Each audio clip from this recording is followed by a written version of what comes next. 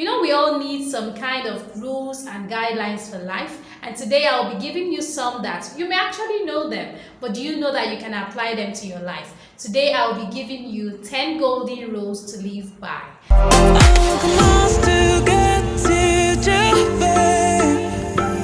Inspira Central. Inspira Central. Inspira Central. Inspira Central. Hello, fellow Inspirers. Welcome to Inspira Central. My name is Monica and I'm the Chief Inspirer herself. It is good to have you here. Today I'll be talking about 10 golden rules to live by. We all need some kind of rules and guidelines for life, and today I'll be giving you some that you may actually know them, but do you know that you can apply them to your life? Today I'll be giving you 10 golden rules to live by. Rule number 1 is live and let live. Have you heard that before? It's a common one. It's actually something that people will say is cliche. While it may be cliche, there's a lot of truth in it, and I'm going to tell you why you should live and let live. Live and let live means that you should let people be themselves just as much as they're letting you be yourself. It means that we should all give each other room to grow and express ourselves. It means that you want to be happy, so let other people be happy. Do not impede people's joy. Do not impede people's growth. Do not stand in the way of anybody's progress. Live and let live. You do your thing and let them do their own thing on the side as well. Give people room to grow. Allow people express themselves. Allow people express themselves fully and be all that they can and desire to be. So don't be a stumbling block. That is the very essence of live and let live. Rule number 2 is don't throw out the baby with the bath water. This one is not that common. It's not as common as live and let live. I'll tell you what it means. This has nothing to do with a baby or a bath water. Do you know that? It has nothing to do with beating the baby at all. It simply means that when things are going badly, you should not throw out even the good things that you have because of a bad situation.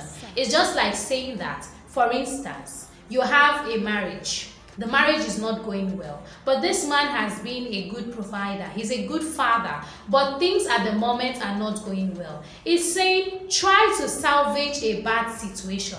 Remember the good times. Remember the valuable part of that situation so that you do not discard, get rid of both the good and the bad. So you should be able to rein yourself in, contain yourself, compartmentalize, and say to yourself, okay, this is the good one. I'm going to reserve this. I'm going to retain this. And now let's try and fix whatever is wrong with this bad aspect. So it's saying look at everything as a whole. Just look at everything and bring out the good aspects. Don't say somebody is completely bad or a situation is completely bad. There sometimes is something good even in that situation that you're saying is a horrible one, is something useless. There's always something useful in there. So the baby is the good aspect of that thing. It's saying carry the baby, nurture the baby, take care of the baby while you discard the bath water. The bath water is done with, it's useless, you cannot use it again. You cannot recycle it, there's no need. Just get rid of that, but salvage the baby. So the baby is the good part of whatever situation it is that you're complaining about. There's always something good, even in bad situations. So find what you can salvage, find something that is useful, even in that seemingly horrible situation.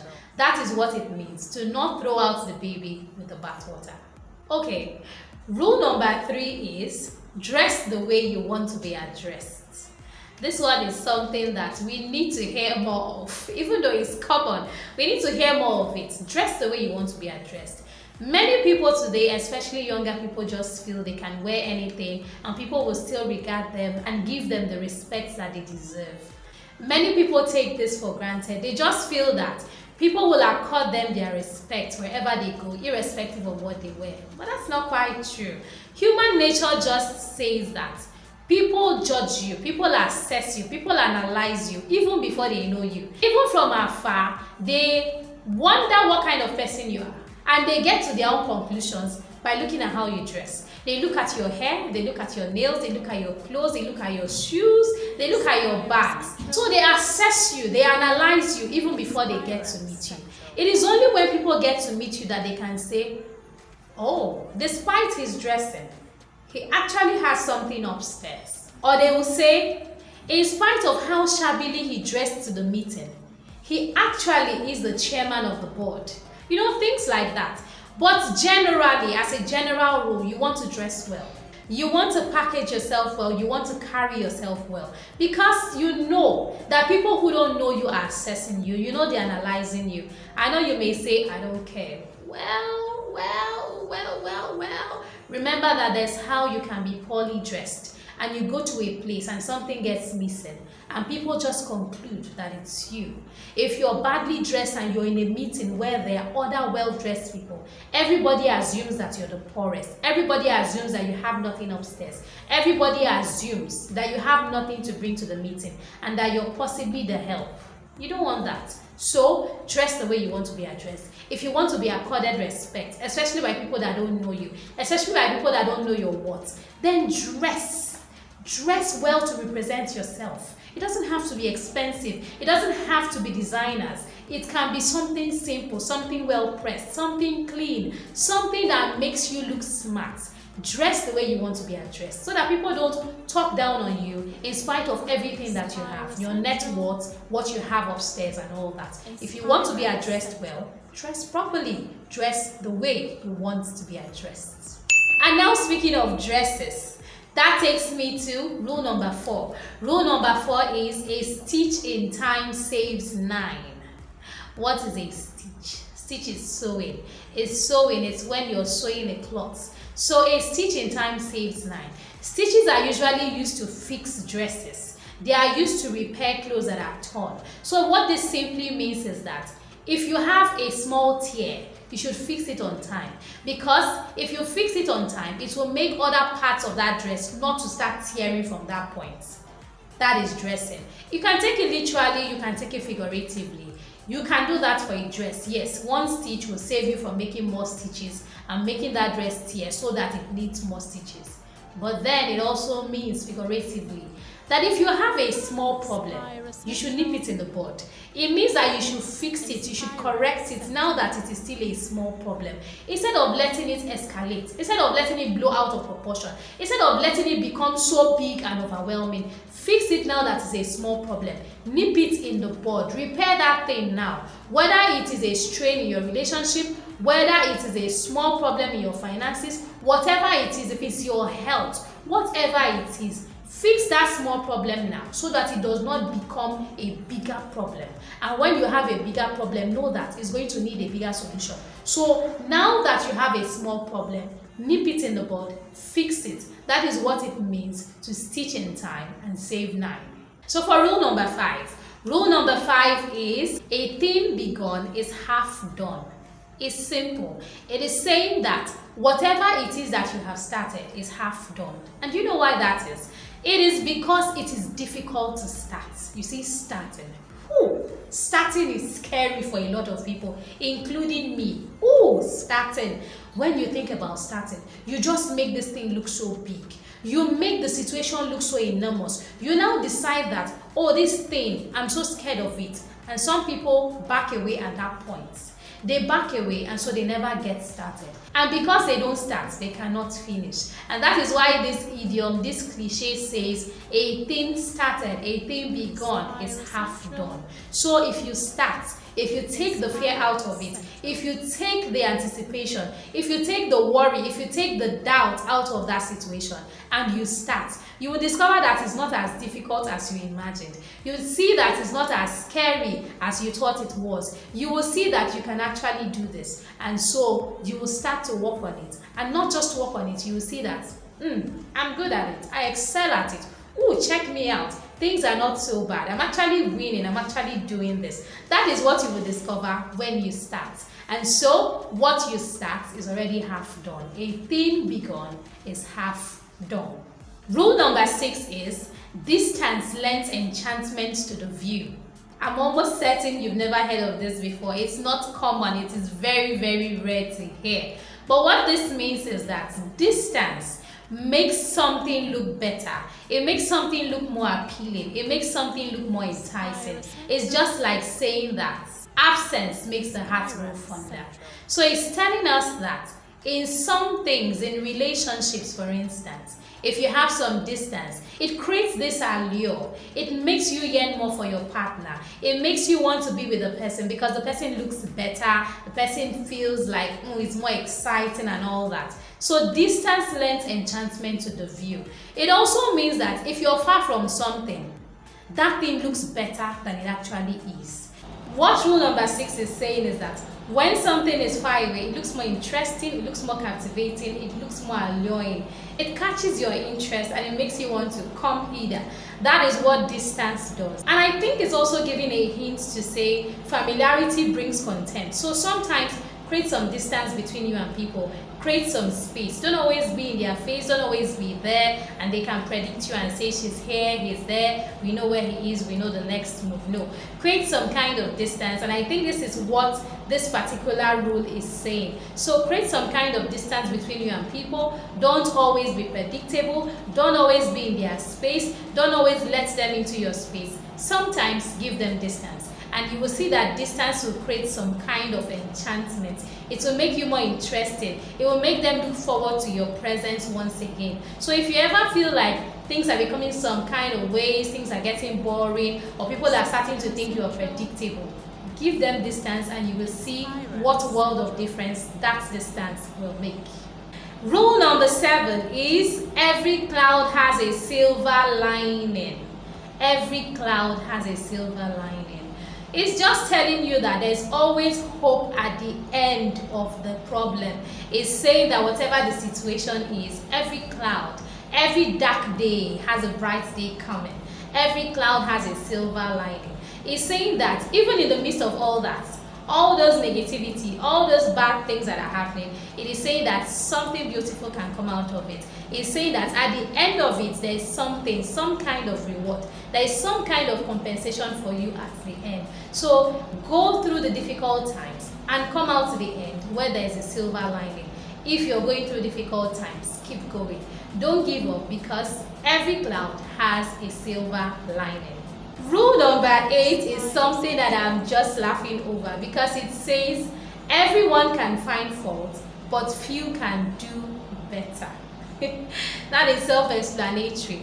It means that many of us find it easy to pinpoint what is wrong with every other person. We're able to say something is wrong there. We're able to spot this error, spot that flaw, spot this mistake. But few are able to do better. Many of us cannot do as well as those people that we criticize. You see someone doing something and you say, that's not how it's done. Oh, that's not how it should be done. Do you know that you should do it like this, like this, like this? Okay, all right, you're giving advice. All right, let's see you do it. And then you're like, no, but I don't want to do it. I'm just telling you how to do it. You're more interested in telling people how to do it. You can spot the errors, you can pinpoint the mistakes, but you cannot do better. I think it's best to lead by example, right? But you're like, I'd rather not. I'd rather just sit here and be a critic. Let me criticize from here. Let me point out what is wrong. Let me criticize. Let me critique from here. It's not that easy, right? It's not that easy to put in the work. So sometimes when we are doing all these things, when we are saying, oh, that person on social media, did you see what that person did? Oh, did you hear what happened?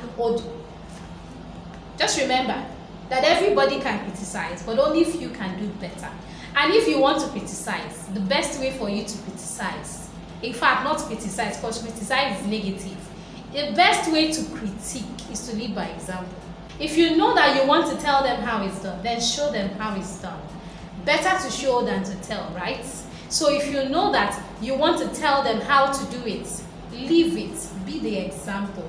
Be the one they can look at and say, okay, that's how it's done. Rule number 9 says, it is no use crying over spilled milk. You know when you have milk in a bowl and something happens, it's liquid milk, it's not powdered milk. You've mixed it with water or it was already liquid to begin with. It's liquid milk, you have it in a plate or you have it in a bowl, and then something happens and it spills over. Now when it spills over, you know that this is liquid. It's not like it's something that is countable. You cannot pick it back. You cannot lap it back. The worst you can do, the only thing you can do is to mop it up. You can only mop it up. So there's no use crying over spilled milk. You cannot now take that milk from the floor and drink it. You can't put it back into the plate. So it's like, it's over. Just get over with it. Just forget about it and move on. That's what this is saying. It's saying that there are some situations you cannot salvage. The least you can do is clean up the mess. You cannot salvage it, you cannot fix it, you cannot remedy the situation. That is just what it's saying. So you need to be able to decipher. You need to just differentiate. You need to have the consciousness and the common sense to know what you can salvage and what you cannot salvage. Now it's kind of like a comparison between don't throw out the baby with the bathwater and there is no need crying over spilled milk. You see, for spilled milk, it's over, it's done with. But the baby and the bathwater, that you can salvage. You can salvage the baby in that bathwater situation. So it's saying, pick your battles. Know what is important and what you need to just get over with. Know the one you can save, the one you should spend energy on, the one that if you give it more time, you give it more resources, you give it more energy, you will salvage. Compared to that one that if you add $1 more to that thing, you're simply wasting it. You may as well just carry your money and throw it in the dustbin. So know the difference between a salvageable situation and one that you need to just forget about, just move on. One you need to completely move on from. That's what this is saying. So it is no use crying over spilled milk. When that thing is done, it's done. Let it go and move on. That is what this particular rule is telling us. And that brings me to rule number 10. Yes, the last rule. It says, never dam the bridge you have crossed. It's saying when you pass a stage, if you've used something, if something has been a useful tool, if something has come in handy in the past, don't discard it. Don't talk down on it. Don't call it useless. Don't condemn it. That's just what it's saying. Never dam a bridge you have crossed. A bridge is a path. It's not just a path. It's a tool that you use to go from one place to the other. It serves as a pathway, as a link between this place and that place across a river. So whatever it is that you have used in the past, don't call it useless. Don't discard it. Don't look down on it because it once served you. It was once useful to you. And by extension, if somebody has been kind to you, if somebody has been of use to you in the past, don't say it's over, I'm done with that person. That person is useless to me now. That person can never do anything for me in the future. That's a mistake. You don't know what the future holds. So he's saying that whatever it is that has been useful, whatever it is that has been valuable, whether it's a person, whether it's a thing, you must still respect and attribute value to that thing because that thing has shown you in the past that it has been useful. And so do not think that going forward you will never need that thing. Do not think that in the future you will never need that person. Never dam a bridge you have crossed because you know the usefulness of that bridge. Whether the bridge is a friend, whether it's a family member, whether it's an equipment, whether it is a tool, whatever it is, do not discard or talk down on something that has been useful to you in the past. These are the 10 rules. I hope you enjoyed watching this. I hope you learned something new. Please tell me in the comment section what you learned. Which one have you never heard before? Which of these rules have you never heard before? Is it the bridge thing? Is it the enchantment thing? The distance thing? You tell me which of these parables, which of these idioms, which of these cliches have you never heard before? Tell me in the comment section and tell me what you have learned. If you enjoyed watching this video and you would like to see more of such videos, please subscribe to this channel. It is free of charge. Simply click the subscribe button and get subscribed to this channel today. Also, do not forget to click the notification button so you'll be notified as soon as I update. Please like and share my videos. You can see how joyful I am, right? I really enjoyed bringing this episode to you, and I hope you enjoyed watching it just as much as I enjoyed bringing it to you. Don't forget to be an inspiration. I'll see you next time. Bye for now.